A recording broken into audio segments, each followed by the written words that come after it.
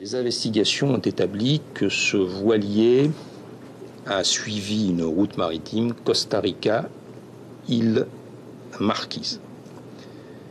Les 3 personnes arrêtées ont indiqué qu'elles ignoraient qu'elles transportaient de la cocaïne. Il est plus que vraisemblable que cette cocaïne était destinée à alimenter le marché australien, où la demande est importante.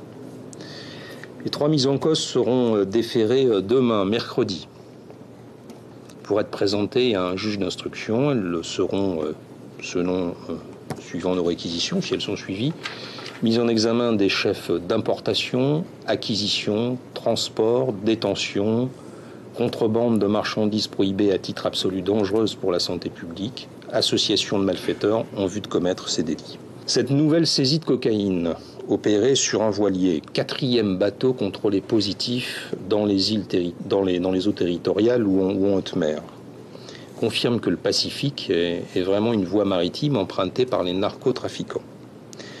Depuis le début de l'année 2017, avec cette nouvelle prise donc, 2 tonnes et 137 kilos de cocaïne ont donc été saisis. D'ailleurs, cette affaire sera jugée par la juridiction de Papeete.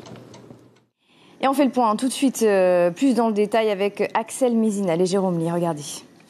430 pains de cocaïne, soit 500 kilos de drogue ont été saisis sur ce catamaran battant pavillon des îles Seychelles. Cette saisie a été réalisée grâce au concours de la gendarmerie, du GIGN et de la douane. Le bateau venait du Costa Rica. Il était probablement à destination de l'Australie. 3 personnes ont été arrêtées, tous originaires de l'Europe. Le capitaine et l'un de ces matelots est néerlandais, le 2e matelot est lui polonais. Ces 3 hommes sont actuellement en garde à vue dans les locaux de la section de recherche à Papeete. Ils encourent 10 ans de prison et jusqu'à 900 millions de francs d'amende. Et donc les forces de l'ordre font de la lutte contre le trafic international de stupéfiants une priorité.